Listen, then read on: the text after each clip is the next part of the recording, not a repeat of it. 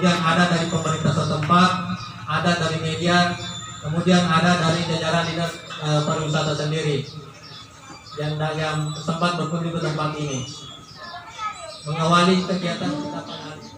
Ya, jadi berdirinya itu membuat ini adalah merupakan suatu kelengkapan dari Nur Minat Boarding School ini. Jadi di samping dia ada tempat pendidikannya, mereka juga buat tempat wisata. Kenapa mereka membuat tempat wisata ini? Karena kita menginginkan atau pengelola menginginkan bagaimana anak-anak ini bisa betah. Anak-anak ini bisa betah untuk melakukan pembelajaran di sini. Di samping itu juga membantu pemerintah dalam menyediakan fasilitas tempat rekreasi. Jadi sekali lagi saya ucapkan terima kasih kepada pengelola Nur Minat NBS ini, Nur Minat Boarding School atas keberadaan tempat ini, dan kami juga berharap ke depan ini lebih ditingkatkan lagi, karena kami lihat ini dari awal pada saat pembukaan objek wisata ini itu awalnya hanya satu kolam renang saja pada saat launching, satu kolam renang, kemudian ada bangunan yang sekarang kami lihat sebagai tempat musala. Di situ adalah semacam tempat gudang sipulu atau pondok-pondok yang digunakan untuk pertemuan. Tapi ini kami melihat berselang beberapa tahun ini sepertinya sudah banyak perkembangan, sudah banyak perkembangan. Jadi mereka melakukan ini juga bertahap, bertahap. Jadi dengan kenapa kita memilih objek Nur Minat Boarding School ini, supaya kita ada menginspirasi kita untuk membuat objek-objek wisata yang tidak perlu biaya yang banyak. Kita memulai yang kecil-kecil, seperti tadi yang saya sampaikan bahwa Nur Minat ini yang pada saat launching dia hanya memiliki kolam renang satu saja.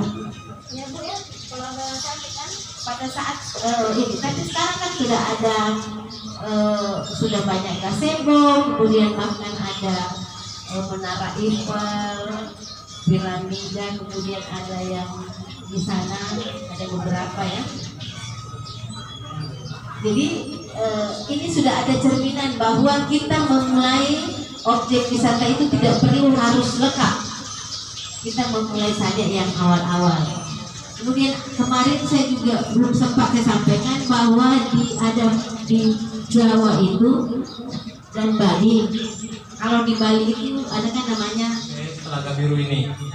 Bagaimana sih misalnya pengelolaannya, ikhwal dari pembentukan adanya MBS ini Telaga Biru ini, bagaimana potensinya ke depan, apa yang dilaksanakan, apa-apa yang daya tarik yang ada di tempat ini. Selanjutnya bagaimana dengan peran masyarakat, karena saya lihat ada kios-kios, ada apa dan sebagainya, apa itu sudah kelola oleh pengelola atau ada kelompok masyarakat yang kelola atau ada Pokdarus tersendiri yang mengelola. Kemudian misalnya bagaimana dengan jumlah kunjungannya selama ini. Nah, ini juga akan bisa menjadi catatan bagi kami Kadis, bahwa untuk nanti laporan kunjungan wisatawan bisa kita berkolaborasi dengan beberapa pengelola dari daya tarik yang ada untuk kita laporkan menjadi jumlah kunjungan maupun lama menginap di laporan kita di Dinas Pariwisata. Selamat datang di lokasi kami. Jadi inilah lokasi wisata syariah Telaga Biru. Jadi sedikit pemaparan dari saya, kemudian nanti dilanjutkan bersama saya Bu ya, segalanya, promosi-nya. Jadi benar seperti yang Ibu Kadis katakan, awalnya kami di sini lokasi ini adalah tanah gersang tanpa pepohonan, pokoknya tanah lapang. Jadi kami boleh melakukan penanaman pohon ketika pembangunan kolam dimulai. Jadi kami benar-benar memulai pembangunan di sini dari nol Ibu. Gazebo-nya pun awalnya gazebo kami itu cuma dua. Terus yang utama itu kami bangun dulu satu kolam dan musola karena kami utamakan ada tempat untuk sholat. Nah, seiring berjalannya waktu kami mulai membangun secara perlahan-lahan karena perlu teman-teman dan Ibu Kadis ketahui bahwa benar. Jadi semuanya kami masukkan semua ke pondok pesantren. Jadi itu yang jadi kata-kata kami di sini untuk menyambut pengunjung berwisata di Telaga Biru sama dengan menyumbang untuk yayasan pendidikan. Jadi ketika berwisata di tempat kami, insya Allah menjadi amal jariah untuk Bapak Ibu pengunjung. Jadi seperti itu. Banyak pihak yang menganggap tempat ini bisnis untuk memperkaya diri sendiri. Tapi saya jelaskan sama sekali sampai sekarang sudah 3 tahun berdirinya Telaga Biru, kami belum pernah mengirim 1 rupiah pun kepada Bapak Profesor Dr. Wahyudin Latumben selaku pendiri dan pemilik dari wisata syariah Telaga Biru dan Berminat Boarding School. Jadi semuanya kami gunakan untuk operasional pondok pesantren. Adapun mengenai sejarah, keunggulan dan penjelasan mengenai Telaga Biru, saya serahkan kepada teman saya, Ibu Rusnayanti SPD.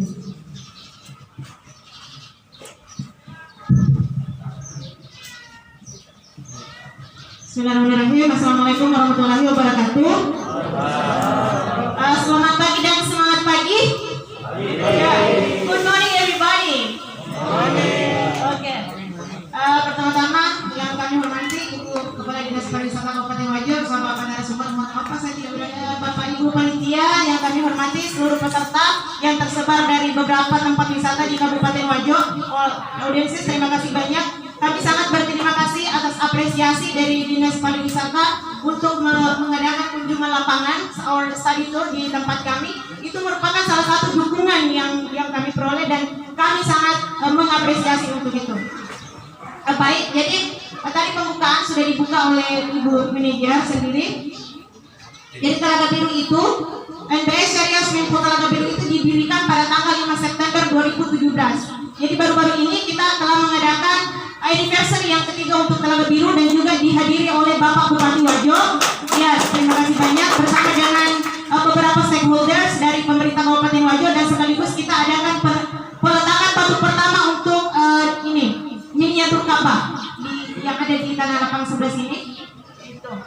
Dan sebenarnya brand utama dari Telaga Biru itu adalah konsep kami itu adalah konsep syar'i. Jadi itu brand utama kami karena kami memisahkan antara pengunjung laki-laki dan pengunjung perempuan tidak diperkenankan bersama-sama dalam satu kolam. Kecuali bagi bapak dan ibu yang membawa anak kecil, kita perbolehkan untuk bersama-sama di kolam anak karena mereka suami istri. Jadi kalau kita khawatirnya anak-anak berenang sendiri, itu banyak sekali kemungkinan resiko yang bisa terjadi, misalnya kepleset atau terbentur. Jadi itu. Terus brand selanjutnya dari kami itu bahwa setiap pembelian tiket untuk karcis dewasa itu akan mendapatkan mineral water itu yang 600 ml bersama dengan snack atau roti, dan itu kami produksi sendiri di sini. Jadi produksi air minumnya ada di sebelah sana juga, merupakan bagian dari lokasi Telaga Biru, dan rotinya juga kami produksi dari Nurmila juga, salah satu pendidik dari Nurmila, salah satu pembina pondok yang ada di pesantren ini. Jadi itu. Jadi tadi sudah dijelaskan bahwa Telaga Biru itu memang kita komersialkan, tapi tidak mengedepankan 100% ideologi bisnis. Karena kalau kita mengedepankan ideologi bisnis, otomatis kita akan membagi hasil dengan owner selaku founder. Tapi utamanya visi utama kenapa Prof mendirikan pariwisata ini, memang tujuan utamanya adalah untuk memberi support sebagai support system dalam hal finansial untuk keberlangsungan Nurmila Boarding School. Jadi Nurmila itu perlu kami jelaskan sedikit adalah sekolah umum tapi berbasis pesantren, karena anak-anak semua boarding, kita pondokkan. Jadi itulah yang kami support dari Telaga Biru, benar-benar kita jadi Prof itu selaku founder dan owner juga untuk Yayasan Cipta dan membawahi NBS Telaga Biru, dan membawahi Nurmila Boarding School sekaligus membawahi Telaga Biru. Jadi itu. Berikutnya, salah satu visi yang kami canangkan adalah Telaga Biru ini kedepannya kita jadikan sebagai agrowisata. Yes, karena kami mengobservasi potensi lingkungan, bahwa awal mulanya tadi sudah dijelaskan kami ini berada di tengah area persawahan. Jadi kita berbasis potensi lingkungan, Telaga Biru sangat berpotensi untuk menuju agrowisata seperti itu. Selanjutnya konsep salah satu juga yang menarik dari kami bagi masyarakat Wajo, Telaga Biru itu adalah wisata lokal tapi bernuansa global, karena kami sudah menghadirkan kurang lebih ada sudah tiga landmark yang berasal dari negara-negara lain seperti Egypt Pyramid, terus Eiffel Tower, di pulau sana juga kita sudah ada kincir angin yang ini salah satu landmark dari Holland, Belanda. Ya, jadi saya menyambung tadi penjelasan dari Ibu Manajer bahwa karena kita mensubsidi biaya operasional pendidikan Nurmila Boarding School, makanya dalam setiap postingan kami memiliki tagline khusus untuk Telaga Biru itu, nikmati wisatanya, dapatkan pahalanya. Jadi itu. Mungkin nanti kalau misalnya ada yang perlu ditanyakan, boleh di belakang layar setelah ini untuk informasi selanjutnya. Namun untuk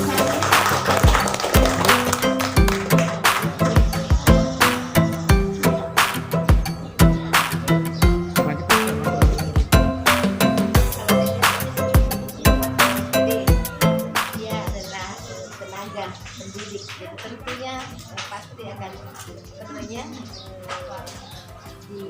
dimanfaatkan ilmunya dan muridnya dibawa ke sini ya. Terima kasih.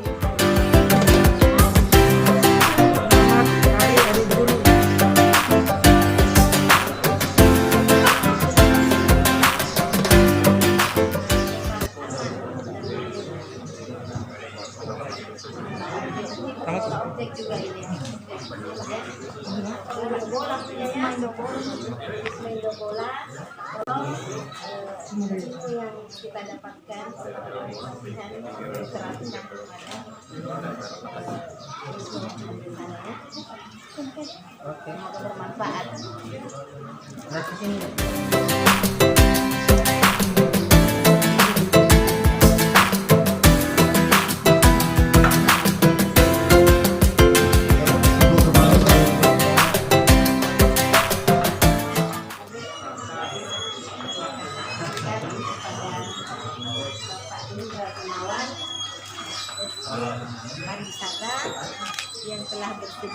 membagi ilmunya ya di Wajo. Semoga ilmu yang dibagi ini bermanfaat bagi kita semua dan bernilai ibadah. Terima kasih.